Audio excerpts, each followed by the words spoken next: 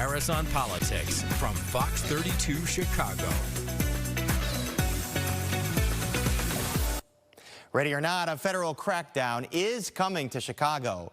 Local and federal officials confirm various reports that the Trump administration will send federal agents and even armored vehicles to the city to assist in immigration enforcement. Today, Border Czar Tom Homan, who has been known to talk tough in front of the TV cameras, let on a little more about the operation. And how many ICE agents are you anticipating on the ground there with National Guard troops? I assume we'll also use that naval base as a hub? I know, but I'm not going to say it. We're not going to tell you how many resources we're going to send to the city. We don't want the bad guy to know what we're sending. It'll be a large contingent. And this is separate from reported plans to send the National Guard in to quell violent crime, plans that have been rejected by nearly all local elected officials. And according to a new poll, unpopular among Chicago residents in general. And more on that in just a bit.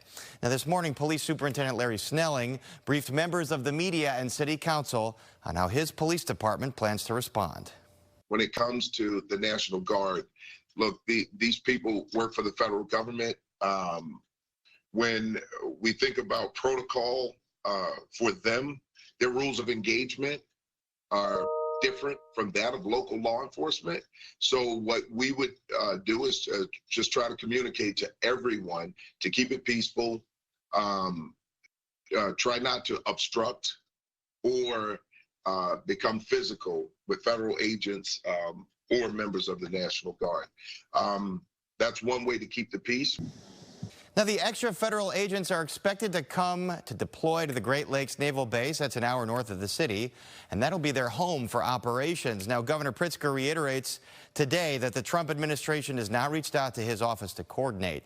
Pritzker, meanwhile, says he believes Trump's true motives are much darker. He wants to disrupt future elections. He wants to cause fear and, frankly, to inflame people on the ground. Now, these plans appear to parallel those in Los Angeles, where National Guard troops were brought in against the wishes of their governor, Gavin Newsom.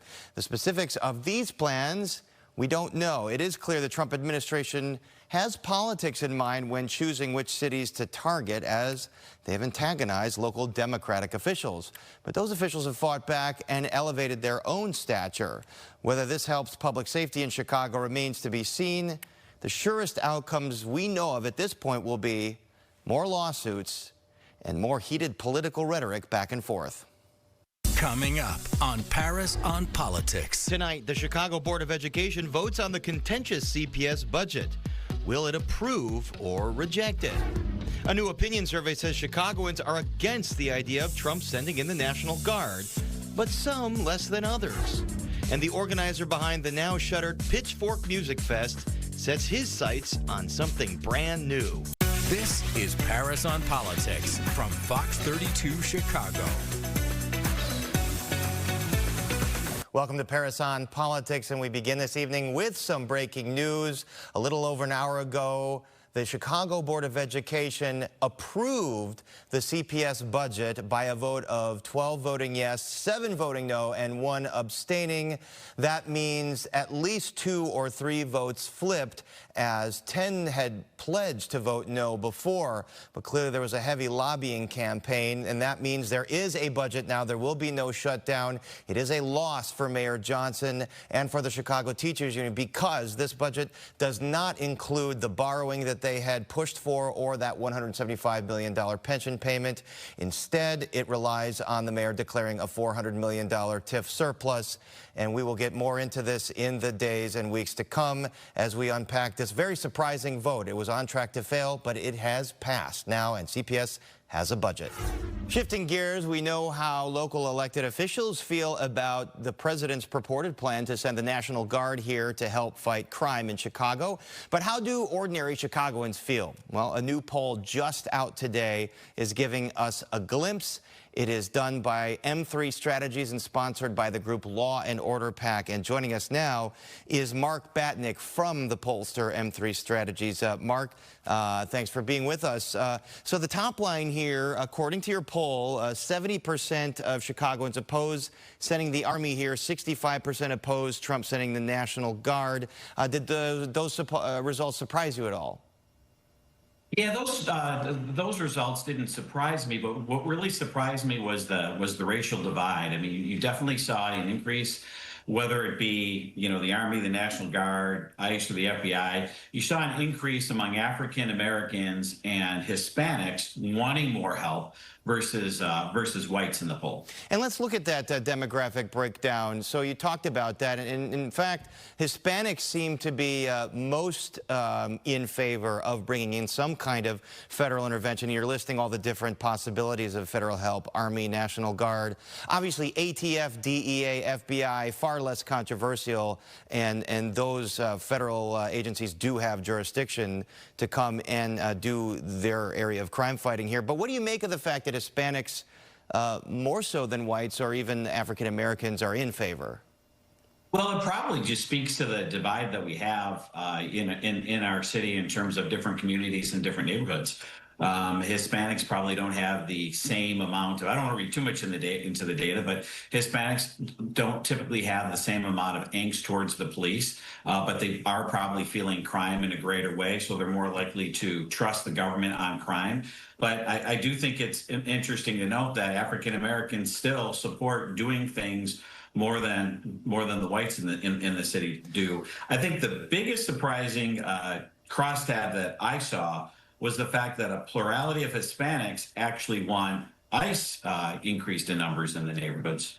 That is interesting. Yeah, we're looking at that statistic there, about 49%. And you'd think a lot of the anti-ICE protests are organized by immigration groups that represent largely Hispanic populations, but the community very divided there. One thing it seems like the communities aren't so divided on is more Chicago police officers among black and Hispanic voters. That number was in the 80th percentile in terms of supporting more police officers, which maybe goes against the narrative that those communities are against the police. Correct. I mean, I think one of the things that is clear in this poll is across the board, people want more police on the streets. Whether you're black, Hispanic, or white, you certainly want. It's 86% for African Americans, 82% for Hispanics, 64% for whites. Not as high of a total for whites, but still a strong majority. So across the board, it's 75% of Chicago residents would like to see the Chicago Police Department hire more police officers and put them on the street. I do think that kind of flies in the face of what you're hearing from some elected officials, that we need to invest in things. It's pretty clear to me that no matter what race you are, wherever you are in the city, you do realize that the city needs some sort of help making the streets safer for the residents. And that was going to be kind of my next question for you. What is the takeaway for policyholders, perhaps someone looking to run for office, mayor or otherwise? Perhaps they look at this and say, we need to hire more cops. Yeah, I think the big thing I take away is the defund the police movement is officially dead. When you have that high of a majority in what is typically a fairly liberal city like Chicago that wants to see more police and wants to see more police on the streets, I think we can pretty much close the book on the defund the police movement. All right, Mark Batnick, M3 Strategies. Again, this new poll, we have all those results on our website, fox32chicago.com. Thanks for joining us. Thanks for having me on.